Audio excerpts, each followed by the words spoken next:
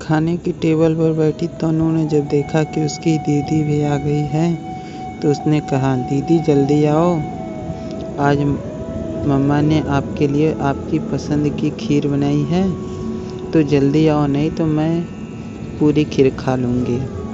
प्रिया भी आकर चेयर पर बैठते हुए बोली, कोई ज़रूरत नहीं है, ये तो माँ ने मेरे लिए बनाया है। इतना कहने के बाद वह भी खाना खाने लगी।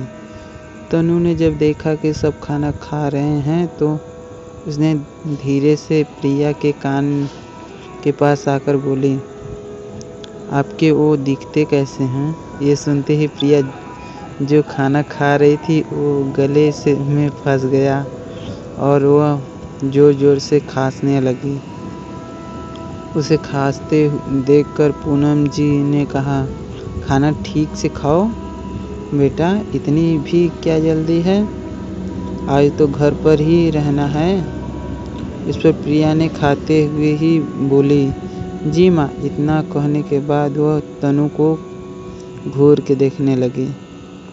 तनु ने आगे कहा, मम्मा दीदी बोल रही थी आज उनकी छुट्टी है, इसलिए उन्होंने कहा कि क्यों ना हम सब आज कहीं घूमने चले।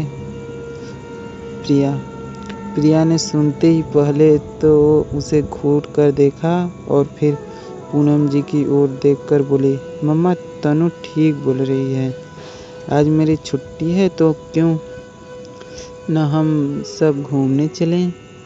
आज भी जल्दी से तैयार हो जाओ, तब तक बाकी के काम हम दोनों कर लेंगे। पूनम जी ठीक है कहते हुए खाना खाकर वहाँ से चली गई। उनके जाते ही प्रिया तनु की ओर पलटी। जैसे ही तनु ने देखा वह वहाँ से भागने लगी, लेकिन प्रिया ने उसे पकड़ते हुए बोला, अब बोल क्या बोल रही थी। इस पर तनु ने अपने कान पकड़ते हुए कहा, सारी दी, मैं कुछ नहीं बोल रही थी। और इतना कहने के बाद वो मासूम सा चेहरा बनाकर उसको देखने लगी, लेकिन प्रिया ने उसको छोड़ने के बजाय उसकी गुदगुदी करने लगी, जिसकी वजह से तनु जोर जोर से हंसते हुए बोली, दी नहीं प्लीज़ मत करो। और इतना कहने के बाद वह भी प्रिया को चिढ़ाने लगी।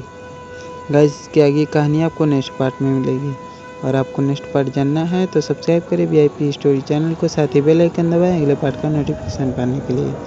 तब तक के लिए बाय।